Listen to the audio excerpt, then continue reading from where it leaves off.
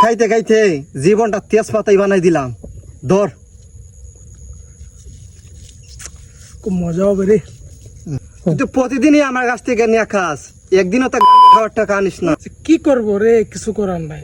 মানে নেশা করতে করতে না জায়গা জমি সব বিক্রি করে ফেলাইছে। সে গরম, কোথায় যাবো? একটা গন্ধ পাওয়া যাচ্ছে, কোথায় থেকে আসছে?